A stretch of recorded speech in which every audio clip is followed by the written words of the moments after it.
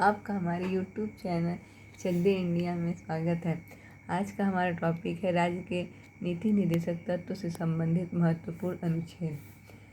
अनुच्छेद 36 में नीति निर्देशक तत्वों के संदर्भ में राज्य की परिभाषा दी गई है।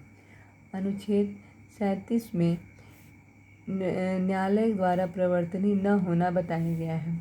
अनुच्छेद 38 में बताया गया है कि लोक कल्याण की अभिवृद्धि के लिए सामाजिक व्यवस्था बनाना। अनुच्छेद 38(2) में बताया गया है कि न्याय आय की असमानताओं को कम करने का प्रयास करना। अनुच्छेद 39(क) में बताया गया है निःशुल्क विधिक सहायता उपलब्ध कराना।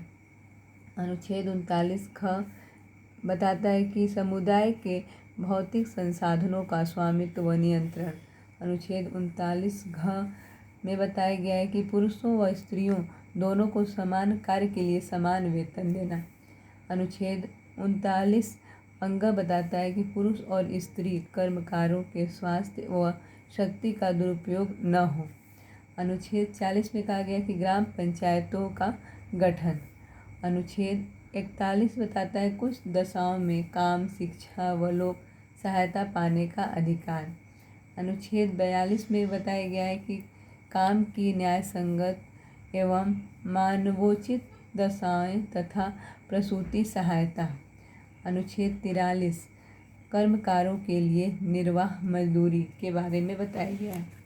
अनुच्छेद 43(क) उद्योगों के प्रबंधन में कर्मकारों का भाग लेना ये बताया गया है। अनुच्छेद 43(ख) में बताया गया सहकारी समितियों के स्वैच्छिक गठन, लोकतांत्रिक नियंत्रण तथा व्यावसायिक प्रबंधन को बढ़ावा देना। अनुच्छेद 44 बताता है कि सभी नागरिकों के लिए एक समान नागरिक संहिता।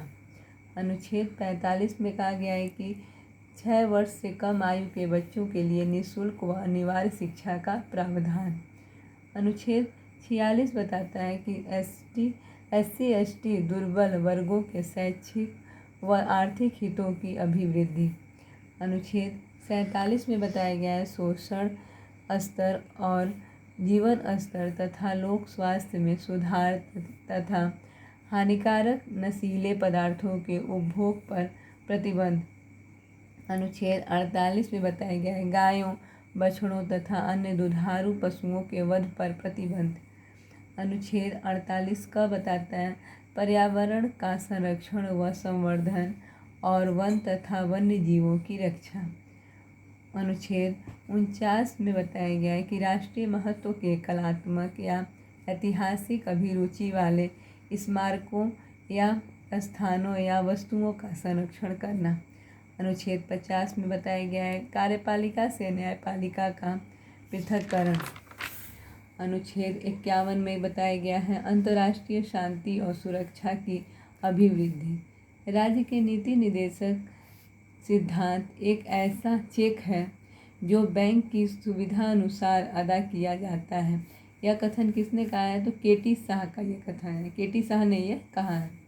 नोट देखिए, मूल अधिकार कानूनी रूप से मान्य है जबकि नीति निर्देशक तत्व नैतिक और राजनीतिक मान्यता प्राप्त है। कहने का मतलब है कि मूल अधिकार जो है उससे कानूनी मान्यता प्राप्त है, यानी वह कानूनी रूप से मान्य है, जबकि नीति निर्देशक तत्व जो है उससे नैतिक और राजनीतिक मान्यता प्राप्त है। यदि आपको मेरा वीडियो अच्छा लगे तो लाइक और सब्सक्राइब करिए। धन्यवाद।